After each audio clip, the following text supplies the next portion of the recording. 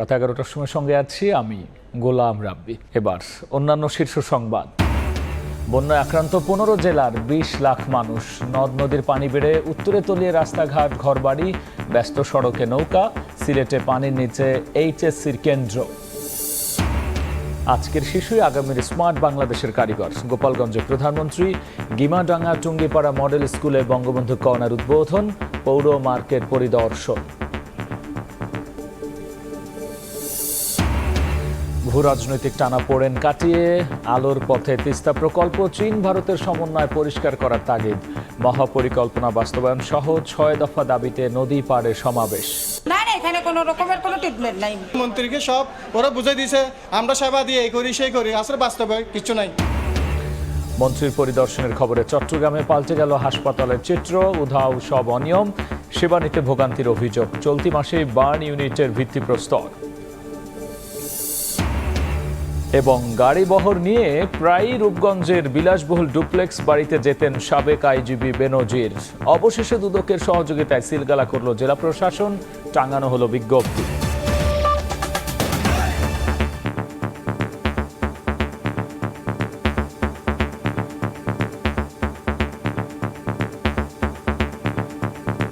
সরকারি চাকরিতে কোটায় প্রার্থী না পাওয়া গেলে তা মেধা তালিকা থেকে পূরণের বিধান রেখেছে জনপ্রশাসন মন্ত্রণালয়। আর এতে কোটা থাকলেও সাধারণ শিক্ষার্থীরা বঞ্চিত হবেন না বলে মনে করেন শিক্ষাবিদ আর সাবেক আমলারা। দেখব শাকির আহমেদের রিপোর্ট। আদালতের রায়ে সরকারি চাকরিতে কোটা পদ্ধতি পুনর্বহালের সিদ্ধান্তের প্রেক্ষিতে আবারও মাঠে নেমেছেন চাকরি প্রত্যাশীরা। তাদের দাবি, এই ব্যবস্থার ফলে সাধারণ শিক্ষার্থীরা বৈষম্যের শিকার হবেন। তবে জনপ্রশাসন মন্ত্রণালয়ের 2018 সালে জারি করা এক প্রজ্ঞাপন বলছে, সরকারি চাকরিতে কোটায় প্রার্থী না পাওয়া গেলে তা মেধা থেকে পূরণের বিধান রয়েছে। 2018 সালের আগে 3টি বিসিএসে কোটা বিদ্যমান থাকলেও সেখান থেকে প্রয়োজনীয় সংখ্যক প্রার্থী না পাওয়ায় সে পদগুলো পূরণ করা হয়েছে মেধা তালিকা থেকে। 33তম বিসিএসে এই ব্যবস্থার কারণে 77.40% প্রার্থী মেধার ভিত্তিতে নিয়োগ পেয়েছেন। 35তম বিসিএসে 67.49% এবং 36তম বিসিএসে 70.38% মেধার ভিত্তিতে নিয়োগ পেয়েছেন। অর্থাৎ বিশ্লেষণে দেখা যাচ্ছে সব মিলিয়ে 56% কোটা থাকলেও বেশিরভাগ প্রার্থী মেধা থেকেই নিয়োগ পেয়েছেন। এই পরীক্ষাগুলো হয়েছিল কোটা বহাল থাকার সময়। ক্যান্ডিডেটকে কিন্তু রিটেন পরীক্ষায় পাশ করতে হয়, সুতরাং তারা মেধাবী নন এরকম বলে দেওয়া, কনক্লুড করাটা কিন্তু সত্য নয়।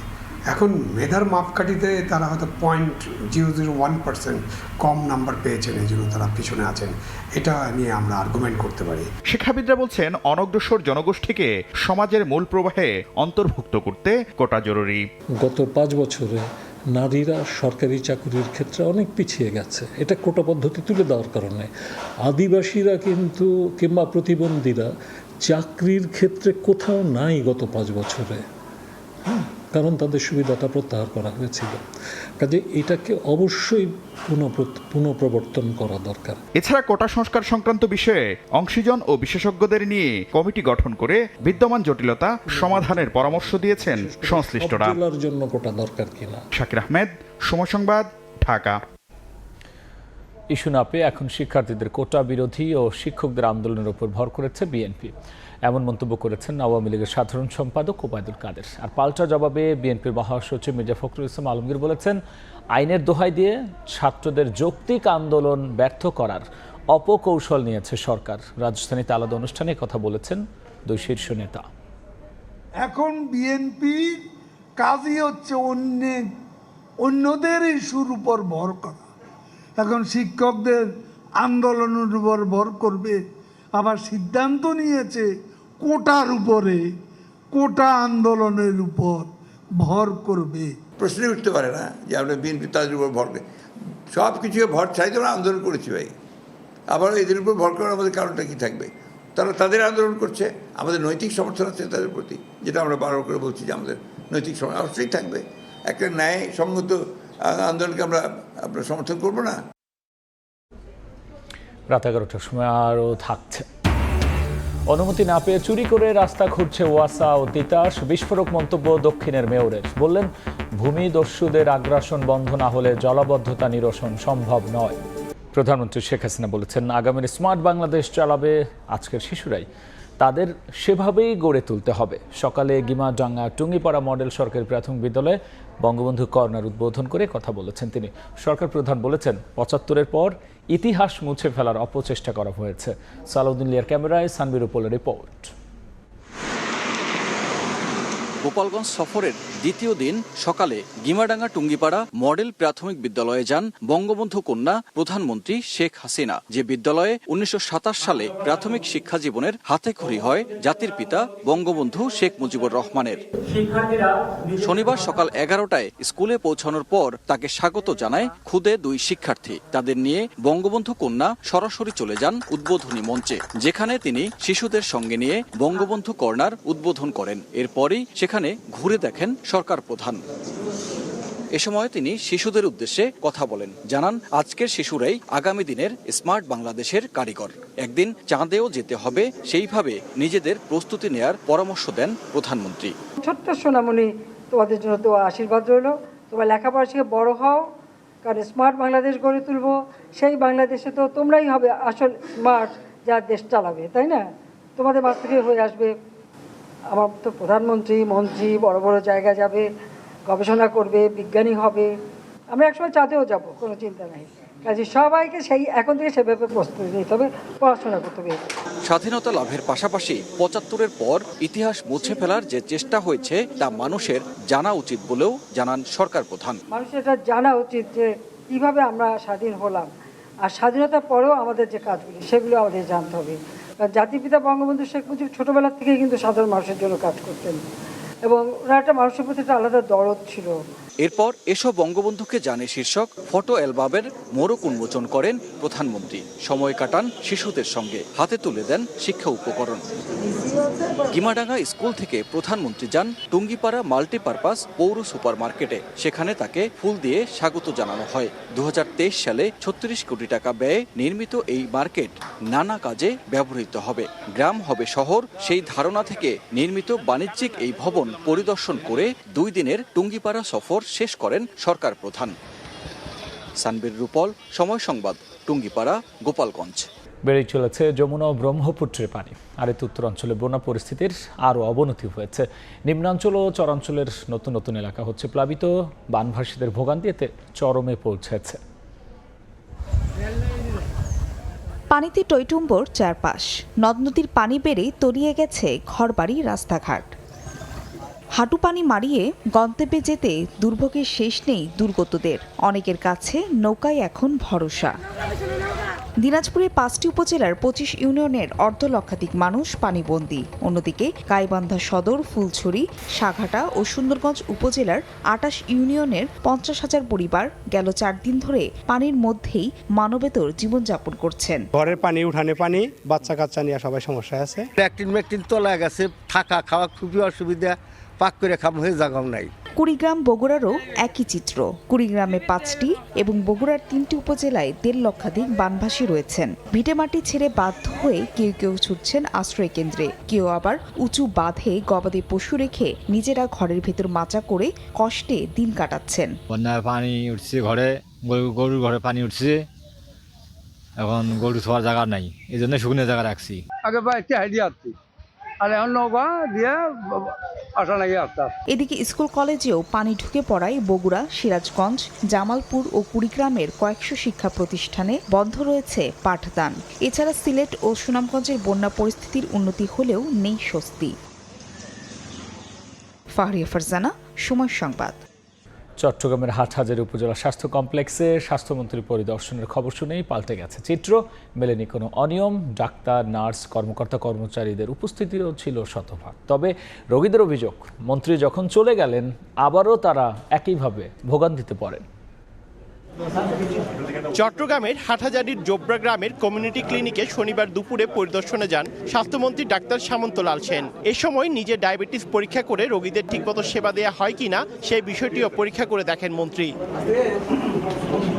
এরপর চলে যান হাটহাজারীর উপজেলা স্বাস্থ্য কমপ্লেক্সে। সেখানে চিকিৎসা সেবা নিয়ে বিভিন্ন সময় নানা অভিযোগ থাকলেও মন্ত্রী আসার খবরে ডাক্তার, নার্স, কর্মকর্তা, কর্মচারীদের উপস্থিতি ছিল শতভাগ। চিকিৎসা ব্যবস্থা নিয়ে আমি খুশি, মোটামুটি যে লোকজন তো চিকিৎসা নিচ্ছে, সুতরাং আমি খুশি। রোগীদের যে অভিযোগ আমি দেখবো ক্ষতি। তবে সেবা প্রত্যাশীরা জানান, স্বাস্থ্যমন্ত্রী চলে গেলেই সেবা পেতে আবারও ভোগান্তিতে পড়েন তারা। না, এখানে কোনো রকমের কোনো ট্রিটমেন্ট নাই। এর আগে নগরীর গোয়াছি বাগান এলাকায় নির্মাণাধীন 150 শয্যার বিশেষায়িত burn and plastic surgery unit প্রকল্প পরিদর্শন করেন স্বাস্থ্যমন্ত্রী। পরে চট্টগ্রাম মেডিকেল কলেজ হাসপাতালের বিভিন্ন ওয়ার্ডে রোগী ও ডাক্তারদের সঙ্গে মতবিনিময় সভায় অংশ নেন তিনি। আমার অনেক দিনের স্বপ্ন এই বার্ন ইউনিটটাকে বাস্তবায়ন করা। সে প্রায় 22 বছর হবে আমি এটা নিয়ে যুদ্ধ করতেছি। চট্টগ্রাম মেডিকেল কলেজ হাসপাতালের এমআরআই, সিটি স্ক্যান মেশিন নষ্ট থাকার খবর শুনে দুঃখজনক বিষয় বলে মন্তব্য করেন স্বাস্থ্যমন্ত্রী। পার্থপ্রতিম বিশ্বাস, সময় সংবাদ, চট্টগ্রাম। রাত 11টার সময় আরও থাকছে। ক্ষমতায় বসেই অবৈধ অভিবাসীদের বিষয়ে বড় সিদ্ধান্ত ব্রিটিশ প্রধানমন্ত্রীর। মন্ত্রিসভার প্রথম বৈঠকেই রুয়ান্ডা অভিবাসন পরিকল্পনা বাতিল ঘোষণা। গাড়ি বহর নিয়ে প্রায় নারায়ণগঞ্জের রূপগঞ্জের বিলাসবহুল ডুপ্লেক্স বাড়িতে যেতেন সাবেক আইজিপি বেনজির। অবশেষে দুদকের সহযোগিতায় ওই বাড়িটি সিলগালা করেছে জেলা প্রশাসন। বিকেলে রূপগঞ্জের আনন্দ হাউজিং সোসাইটিতে 24 কাঠা জায়গা জুড়ে লাল রঙের আলিশান বাড়িটিতে অভিযান চালায় অতিরিক্ত জেলা প্রশাসন ও দুদক। বাড়িটি সিলগালা করে বিজ্ঞপ্তি টাঙানো হয়। পরে বাড়ির ভেতরে ঢোকার চেষ্টা করেন কর্মকর্তারা, তবে ডিজিটাল লকের পাসওয়ার্ড জানা না থাকায় দরজা খুলতে পারেননি তারা। 3 দিন পর দরজা খুলে ভেতরে তল্লাশি করা হবে বলে জানিয়েছে দুদকের কর্মকর্তারা।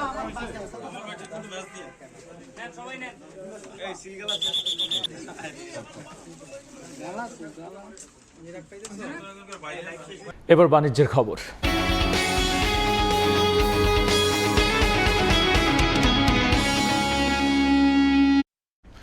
বেশি দামে পণ্য কিনে ব্যবসায়ীদের আস্থা অর্জন, পণ্য না দিয়ে 50 কোটি টাকা হাতিয়ে লাপাত্তা নাজিম নামে এক ব্যবসায়ী। চট্টগ্রামের খাতুনগঞ্জে গত 38 বছরে এভাবেই ব্রোকারদের কাছ থেকে 1000 কোটি টাকা নিয়ে ভারত, মালয়েশিয়া ও কানাডায় পালিয়ে গেছেন অন্তত 100 ব্যবসায়ী। অবৈধ ডিও ব্যবসার কারণেই এমন প্রতারণার ঘটনা নিয়ন্ত্রণে আসছে না বলে দাবি পুলিশের। নুরজামাল আতিকের ক্যামেরায় দেখব কমলদের রিপোর্ট।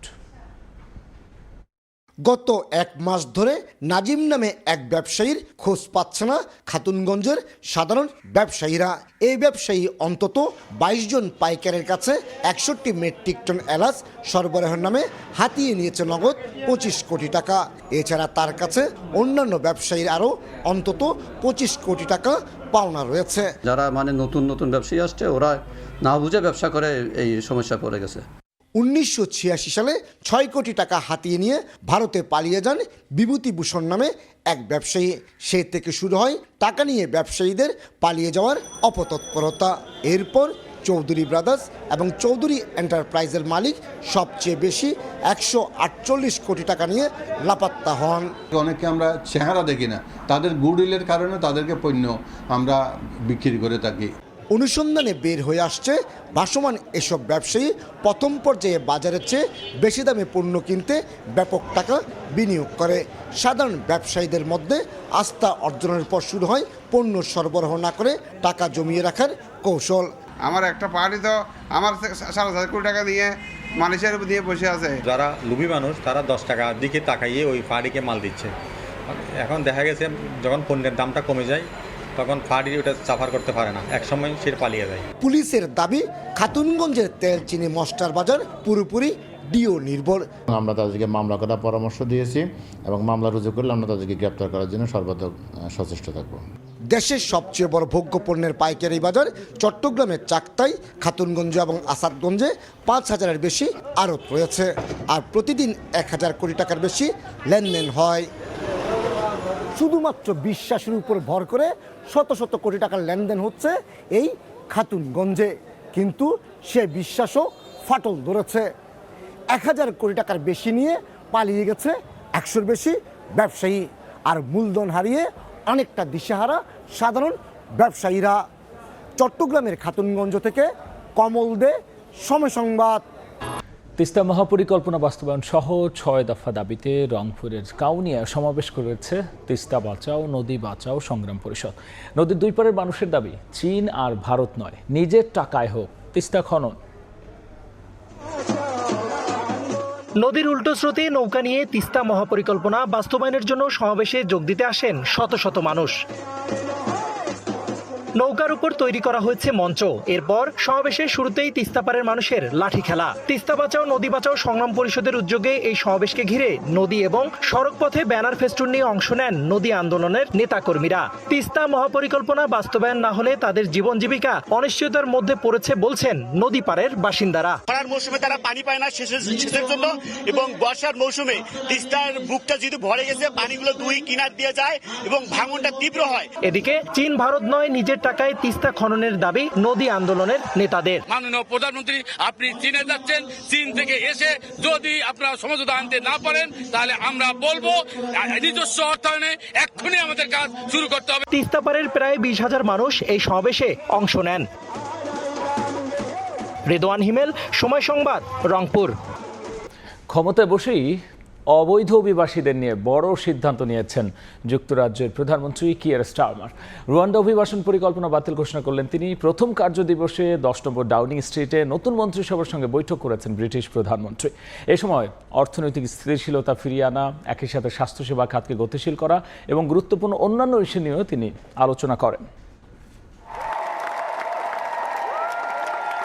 গেল শুক্রবার যুক্তরাজ্যের নির্বাচনে কনজারভেটিভ পার্টিকে ধসিয়ে দিয়ে নিরঙ্কুশ জয় পায় লেবার পার্টি। নতুন প্রধানমন্ত্রী হন কিয়ার স্টারমার। দায়িত্ব নিয়ে বাকিংহাম প্যালেস থেকে ফিরেই মন্ত্রিসভা গঠনের কাজ শুরু করেন। নতুন মন্ত্রিসভায় উপপ্রধানমন্ত্রী হয়েছেন অ্যাঞ্জেলা রায়নার, স্বরাষ্ট্রমন্ত্রী ইভেতে কোপার ও পররাষ্ট্রমন্ত্রী ডেভিড ল্যামি। আর দেশটির ইতিহাসে প্রথম নারী অর্থমন্ত্রী হিসেবে নিয়োগ পেয়েছেন র্যাচেল রিভস। এছাড়া অন্যান্য মন্ত্রণালয়ের জন্যও একে একে দায়িত্ব বন্টন করেন ব্রিটিশ প্রধানমন্ত্রী স্টারমার। শনিবার 10 নং ডাউনিং স্ট্রিটে প্রথমবারের মতো নতুন মন্ত্রিসভার সঙ্গে বৈঠকে বসেন কিয়ার স্টারমার। এ সময় যুক্তরাজ্যকে পুনর্নির্মাণ ও পুনরাবিষ্কার করার প্রতিশ্রুতি ব্যক্ত করেন নতুন প্রধানমন্ত্রী। এছাড়া কিভাবে অর্থনৈতিক স্থিতিশীলতা ফিরিয়ে আনা যায়, স্বাস্থ্যসেবা খাতকে গতিশীল করা যায় তা নিয়েও আলোচনা হয়। এর পরপরই প্রথম সংবাদ সম্মেলনে সাংবাদিকদের বিভিন্ন প্রশ্নের উত্তর দেন স্টারমার। এ সময় কনজারভেটিভ পার্টির শঙ্কা সত্যি করে ইংলিশ চ্যানেল পাড়ি দিয়ে যুক্তরাজ্যে প্রবেশকারী অভিবাসন প্রত্যাশীদের রুয়ান্ডায় পাঠানোর বিতর্কিত প্রকল্প বাতিলের ঘোষণা দেন স্টারমার। এদিকে লেবার সরকার রুয়ান্ডা নীতি বাতিল করায় আশ্রয় প্রার্থীদের নির্বাসনের চেষ্টার খরচ পুনরুদ্ধার করা যাবে না। এতে পূর্ববর্তী রক্ষণশীল সরকারের নেয়া প্রকল্পের পুরো অর্থই অপচয় হলো বলে মনে করা হচ্ছে। অবশ্য নির্বাচনের আগেই বিশ্লেষকদের আশঙ্কা ছিল সুনাকের দল হারলে রুয়ান্ডা নীতিতে ক্ষতি হবে অন্তত 32 কোটি পাউন্ড। কারণ রুয়ান্ডা প্রকল্পে বিগত সুনাক প্রশাসন এরই মধ্যে এই অর্থ খরচ করে ফেলেছে। জান্নাতুল সাদিয়া, সময় সংবাদ।